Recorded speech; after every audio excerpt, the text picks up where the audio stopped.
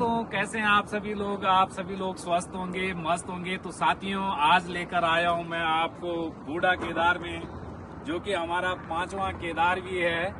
तो मैं आज आपको दिखाने का प्रयास रहेगा कि मैं संपूर्ण बूढ़ा केदार की इस प्यारी सी भूमि को आप लोगों को दिखा पाऊं। ठीक सामने आप लोग बूढ़ा केदार का मंदिर देख सकते हैं। साथियों, आज आपको लेकर आया हूं मैं भारतीय उपमहाद्वीप के प्राचीनता में स्थापित एक ऐसा पवित्र स्थान जो धार्मिकता, संस्कृति और कला की एक अद्वितीय जुबान बोलता है। वह है बूढ़ा केदार मंदिर।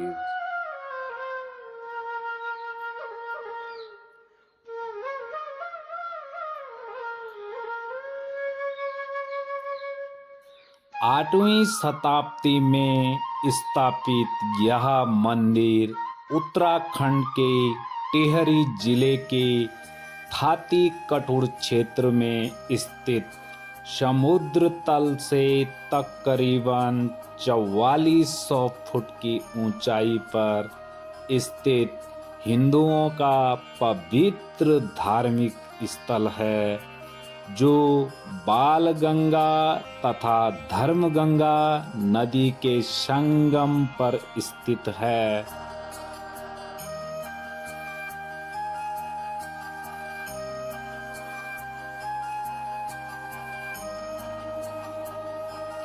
इसके आसपास एक शानदार पर्यटन स्थल है, जो उत्तराखंड की प्राकृतिक सौंदर्य को दर्शाता है और यात्रियों को शांति और आत्मिक आनंद का अनुभव कराता है।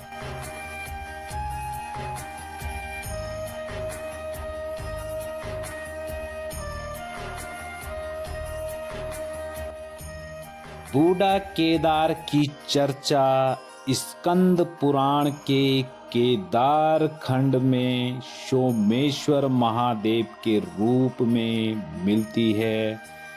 बूढ़ा केदार के बारे में मान्यता है कि गोत्र हत्या के पाप से मुक्ति पाने के लिए पांडव इसी मार्ग से स्वर्गारोहण के लिए हिमालय की ओर गए।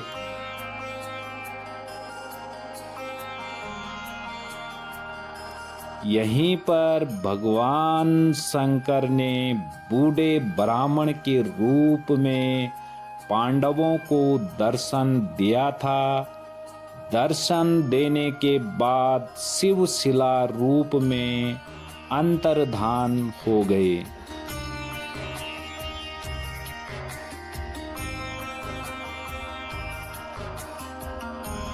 वृद्ध सन्यासी के रूप में दर्शन देने के कारण ही भोलेनाथ वृद्ध कोटेश्वर या बूढ़ा केदारनाथ कहलाए।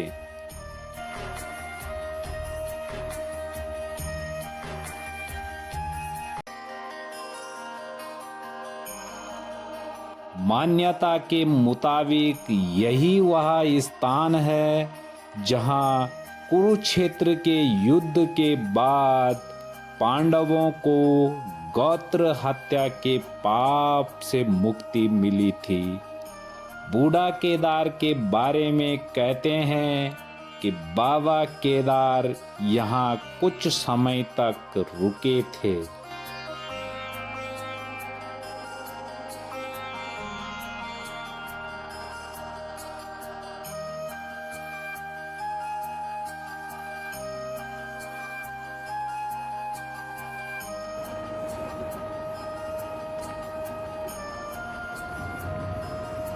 और आज की यात्रा में मेरे साथ मेरे बड़े भाई साहब, मेरे पड़ोसी भी है घनसाली में। और ठीक है भाई साहब, आप? ठीक है भाई जी। कैसा लग रहा है? धन्यवाद, आपके माध्यम से हम यहाँ बूढ़ा केदार पहुँचे और श्री बूढ़ा केदार के दर्शन हुए। धन्यवाद करता हूँ आपको जो आपने यहाँ तक पहुँचाया और मैंने भी काफ़ी कोशिश की जाने की, लेकिन आज अवसर मिला आने का। तो सौभाग्य है आप दोनों हम यहाँ पर आए और बूढ़ा केदार के दर्शन किए। धन्यवाद। तो साथियों, मैं पहुंच चुका हूं श्री बूढ़ा केदारनाथ धाम के मुख्य द्वार पर।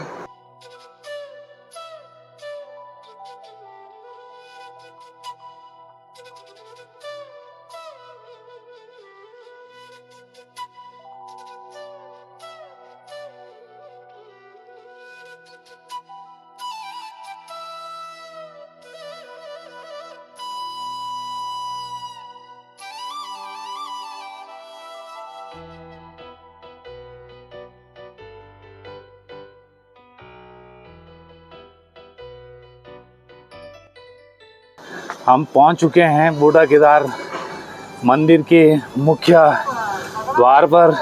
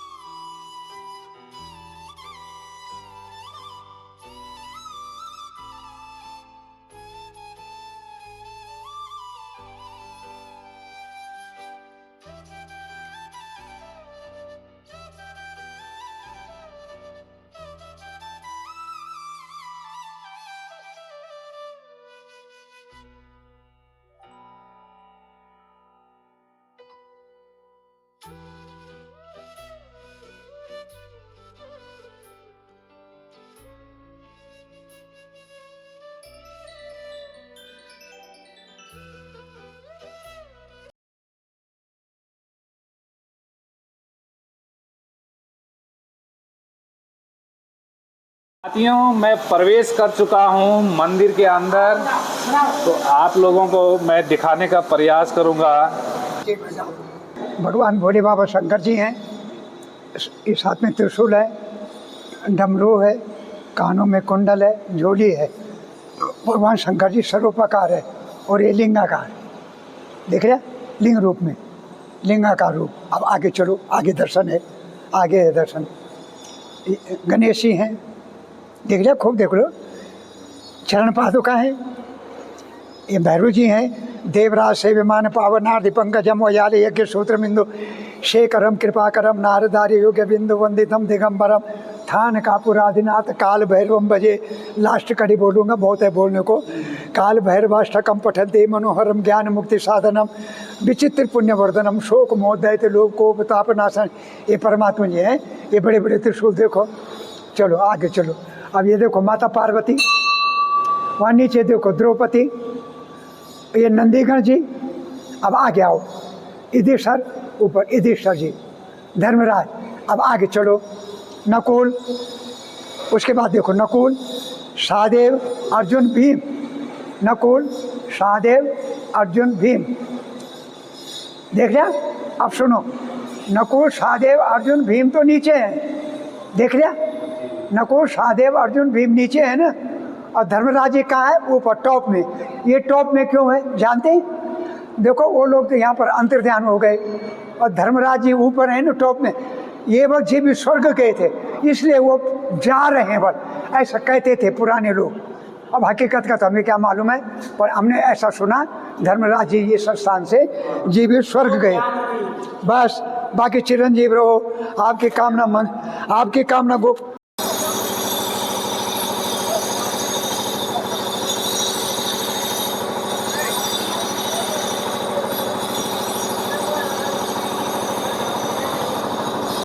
तो साथियों, मैं आया हूँ मिलने हमारे बूढ़ा केदार बाबा के प्रसिद्ध पुरोहित श्री योगी अमरनाथ रावल जी के पास। तो उनसे बात करते हैं कि बाबा बूढ़ा केदार के इस प्रसिद्ध मंदिर का पौराणिक महत्व क्या है।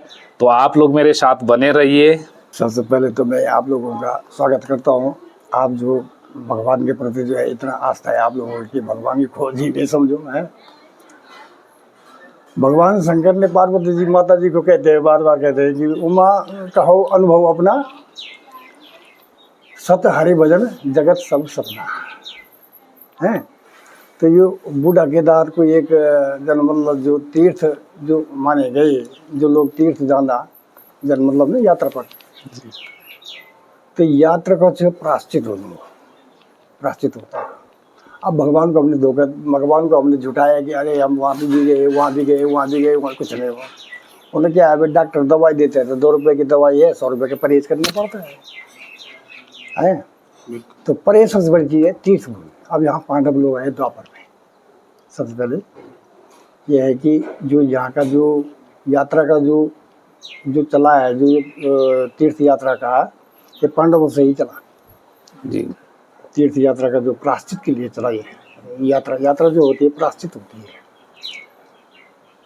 जो कुरुक्षेत्र युद्ध हुआ, महाभारत, ठीक है, इनके गोत्र हत्या का पाप लग गया था। गोत्र हत्या भी और ब्रह्म हत्या भी, गुरु लोग भी मारे इन्होंने और परिवार के भी, तो सारे मारे गए, लेकिन मारा कोई नहीं गया। जीव तो अमर है ना, जीव का मरण तो नहीं हुआ। भगवान ने तो पहले बताया अर्जुन को कि भाई लिख भी दे रहे हैं गीता में कि सारी गीता उसी में चली, सारी बार बार धनुष मार छोड़ा उसने, है ना मतलब। तो ये जो कौरव पांडवों का जो युद्ध हुआ था महाभारत 5000 साल पहले, तो कौरवों की हार हो गई और पांडवों की जीत हो गई। भगवान साथ में थे। अब इनके जो गोत्र के लोग जो मारे गए, मारने का मतलब ये है कि वो जीव जो है ना, उसको जन्म नहीं मिलता है। जीव तो अमर है, सनातन। अब जिसको सनातन कहते हैं हम कि सनातन धर्म की जय हो, तो सनातन का मतलब है जीव, जो हमेशा रहने वाला है। पेड़ में हो, पौधे में हो, जीव में, जंतु में, मछली है, कोई भी है, 84 लाख है जितने भी पेड़ पौधे सब। अब देखो वो एक ही जीव घूम रहा है वो सारे। तो जिसको जन्म मिल जाता है, एक 84 लाख में जन्म मिल गया, कि चाहे वो पौधे का मिल गया पर स्थान मिल गया उसको, कुछ समय के लिए उसको स्थान मिल गया। ठीक है, नासमान तो वो भी है।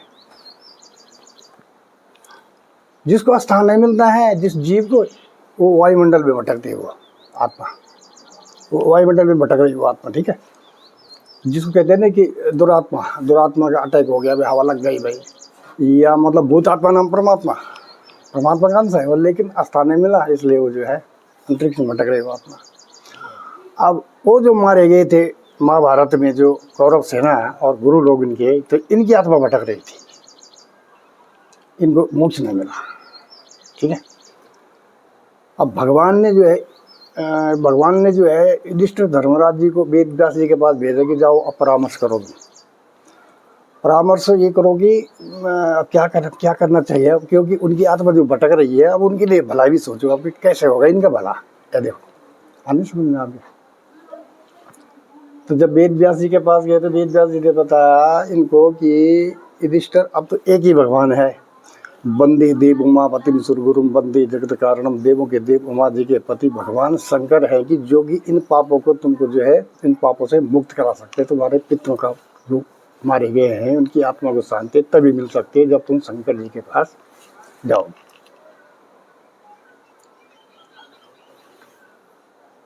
लेकिन शंकर जी के पास जाओगे तो कौन सी दिशा पकड़ोगे? कैलाश, हिमालय। तो कैलाश तो चारों तरफ है, पृथ्वी गोल है, 75% पानी है, 25% धरती है सारी, तो पृथ्वी गोल है। अब ये आसमान आप देख रहे हैं, तो जहाँ भी जाएंगे आसमान नजर आएगा गोल। कौन सी दिशा पकड़े? कैलाश तो चारों तरफ है, पूरा पश्चिम उत्तर दक्षिण।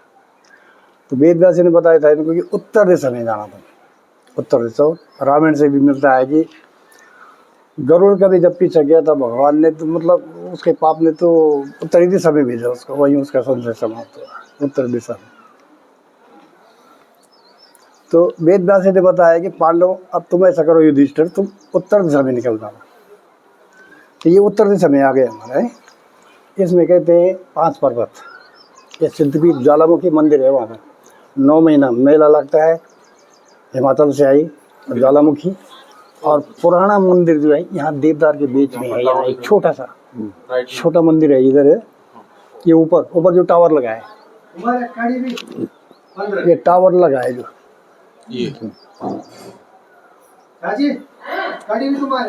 ये टावर जो लगा है ये ज्वालामुखी है। यहाँ पर 9 दिन का मेला लगता है, 9 दिन का मेला, ठीक है, नवरात्र चैत्र में। आप तो ये हो गई सिद्धपीठ ज्वालामुखी। ये दूसरा पर्वत आ गया अप्सरागिरी, महापीठ भी कहते हैं, यहाँ विष्णु जी के पास है। यहाँ पर जो है तालाब है, यहाँ का नाम कहते हैं मंजारा ताल। महात्मा लोग बैठे हैं, अंडरग्राउंड भी बैठे हैं, भजन कर रहे हैं और नीचे नहीं उतरते। बाई चांस कभी 4 साल 5 साल में एक राउंड मारा और मंदिर की तरफ से चले गए। सिद्धपीठ महापीठ, ये स्वर्ग आ गई यहाँ से। तीसरा पहाड़, ये सूर्य डूब रहा है अभी, ये जो सामने दिखाई दे रहा है भृगुबंध पहाड़। यहाँ पर भृगु जी ने तपस्या की थी, इसलिए भृगुबंध पहाड़ नाम पर, ठीक है। यहाँ पर ये सतोपंथ आ गया। अब सीधा जहाँ आप बादल लगा हुआ देख रहे, सतोपंथ केदारनाथ है। अब ये नक्शा युधिष्ठिर धर्मराज जी को वेद व्यास जी ने पूरा मैप दिया इनको कि ऐसे ऐसी जगह जाना। तुम 2 नदी, धर्मगंगा और बालगंगा, ये बालगंगा। ये धर्मराज जी ने तपस्या की तो जब निकली, ये बालखल ऋषि की तपस्या है। धर्मगंगा बालगंगा निकटे भूमि स्पर्श मात्रेण गौत्र मुच्यते। युधिष्ठिर वहाँ तो दोनों नदी के बीच में पहुँचने से तुम्हारे सारे पाप समाप्त हो जाएंगे।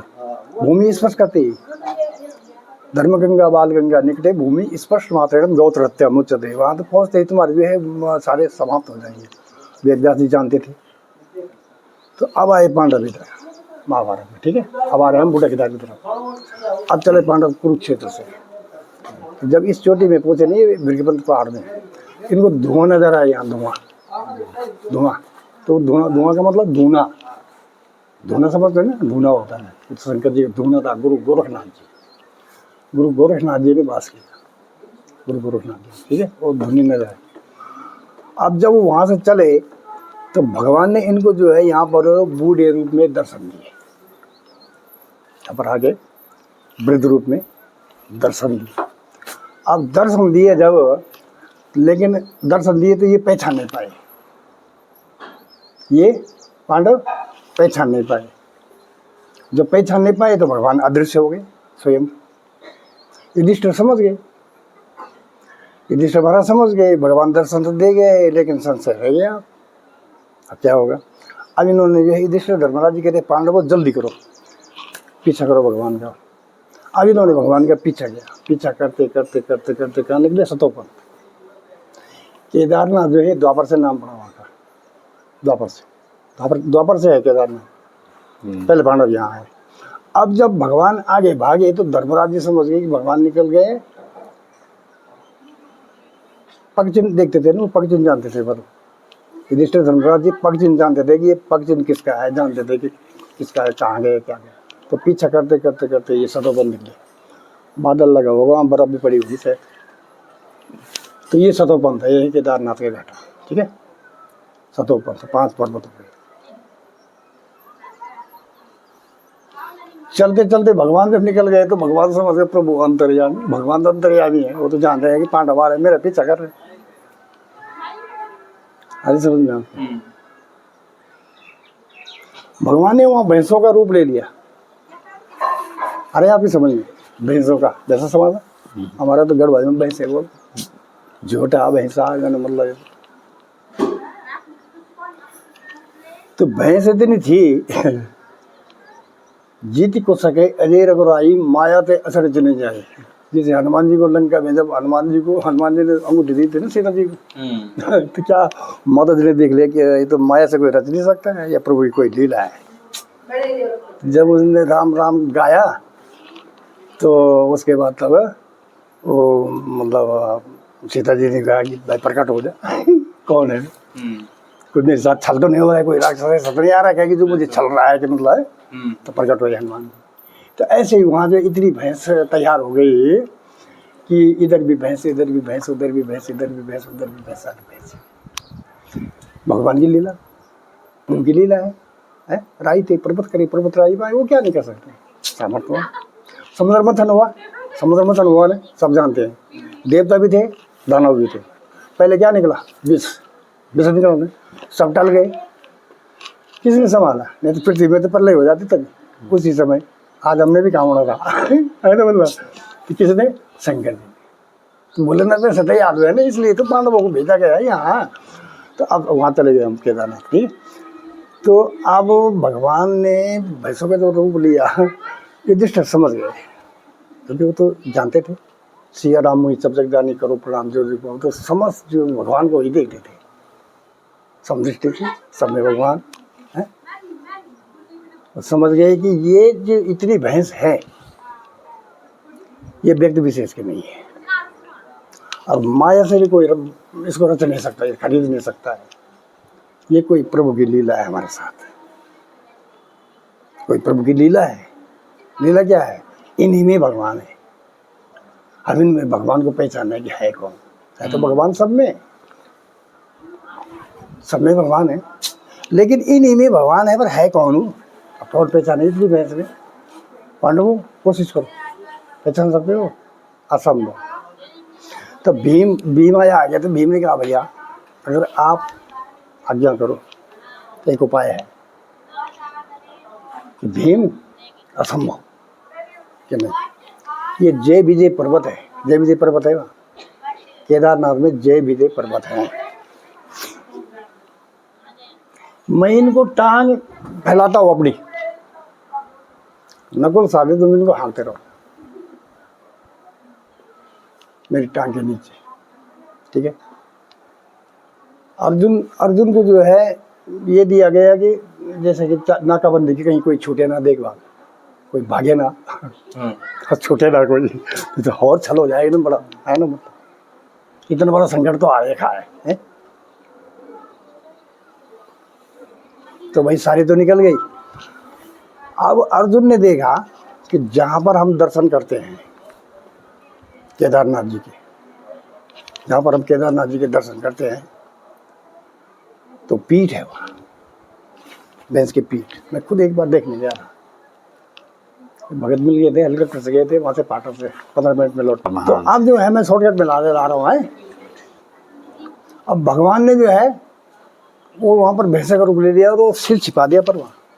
तो केदार अर्थात दलदल, हमारे गढ़वाली में सेम लगे थे उसको सिमड़ो जब पानी में दलदल, मतलब अब मिट्टी में फंस गया आदमी, जैसे माथर ताल है दलदल है।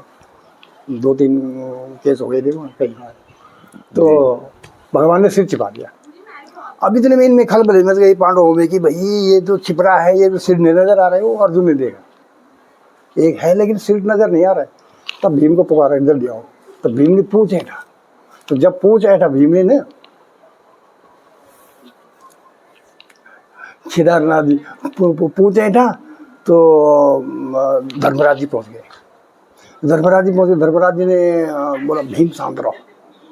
वो तो दूसरे हिसाब से खींचने वाला था, वो तो शांत रहो। तो धर्मराज जी ने जब पुकार रखी भोलेनाथ, पर हित सरिस धर्म नहीं भाई, पर पीड़ा बस हीन दमाई। दूसरे के हित के लिए, हमारे अपने लिए नहीं है, लेकिन भविष्य के लिए। धर्मराज जी का स्पष्ट है कि अपने लिए नहीं,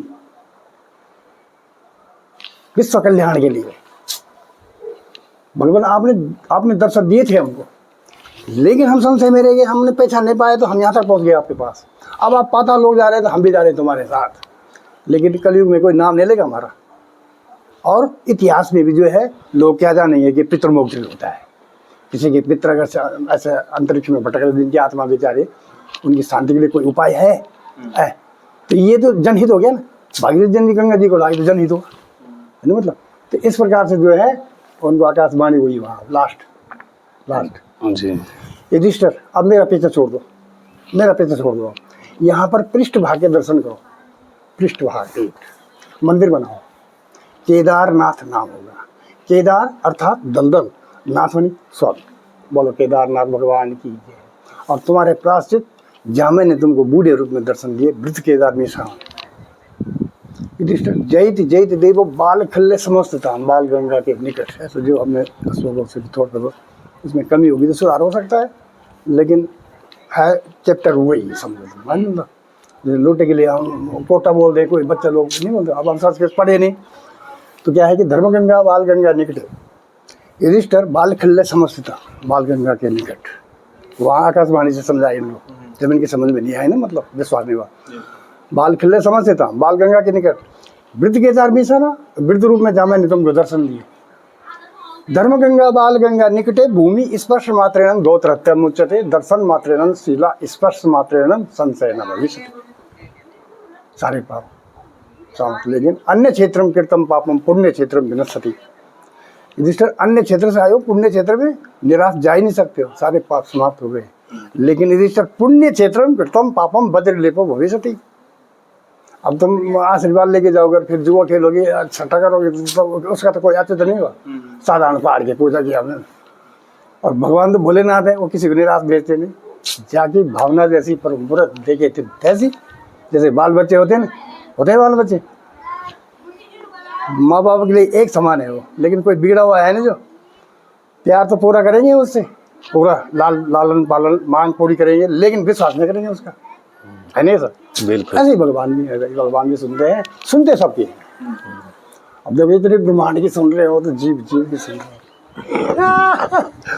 ठीक है, और जो भी इसमें गलती हो तो सुधार करना। और बहुत बहुत धन्यवाद आपके लिए, आपको मैंने कष्ट दिया मेरे। अच्छा, तो हमारे भारतवर्ष के लोग जो हमारी इस वीडियो को देख पा रहे हैं, तो रावल जी आप उनके लिए कुछ बोलना चाहेंगे? बिल्कुल बिल्कुल, मैं तो ये बोलना चाहता हूँ कि सब लोग जो है दीर्घायु जिए और तीर्थों में आके जो है वहाँ से पुण्य ले जावे।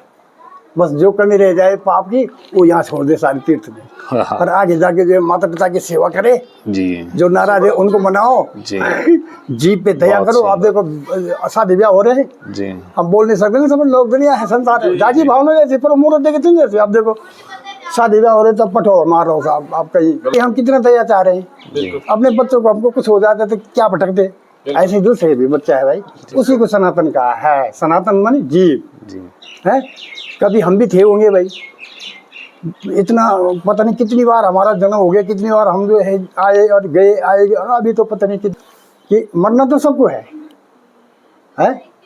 उमा कहो अनुभव अपना, सत्य हरि भजन और जगत सब सपना, सब सपना है।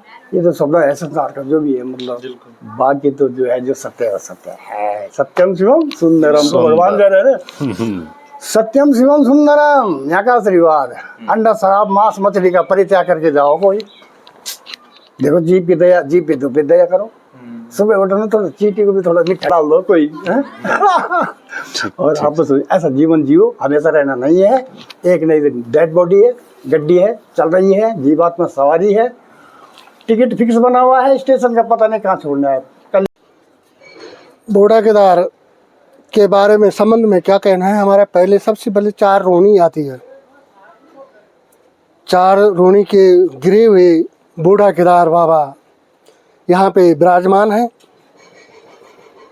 गौत्र तक के समय पे जब बूढ़ा केदार बाबा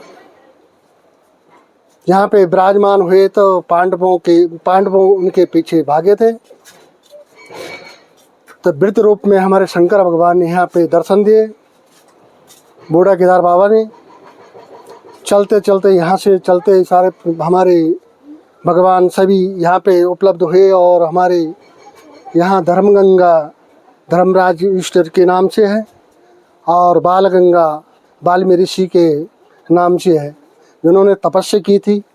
तभी हमारी 2 धाराएं निकली, बूढ़ा केदार से बालगंगा, धर्मगंगा नदी के तट में संगम बूढ़ा केदार में यहीं पे है। और बूढ़ा केदार बाबा हमारे, इनका कोई अंत नहीं बता सकते कि कब से और कब कैसे रहे यहाँ पे। तो गौत्र के समय पे पांडव यहाँ पे आए थे और उनके देखो तुमने, आपने वहाँ पे दर्शन किया होगा तो बताया होगा पुजारी जी ने।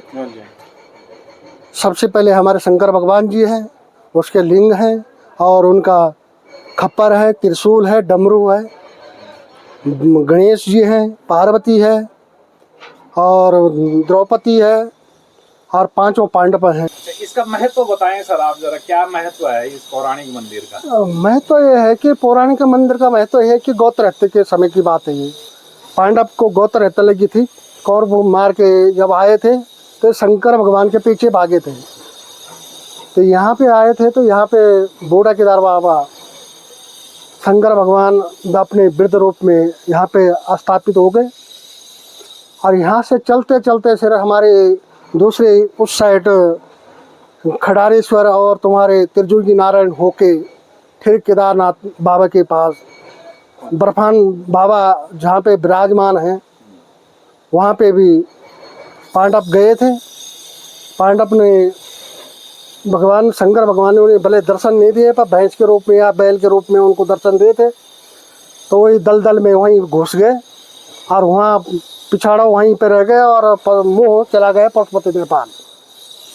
तो इन तीनों केदार खंड का नाम से बूढ़ा केदार खंड, केदार बाबा खंड और तुम्हारे पशुपति नेपाल एक ही माना जाता है, पौराणिक है और एक ही समय युग की बात है, जब गौतरता की समय की बात है।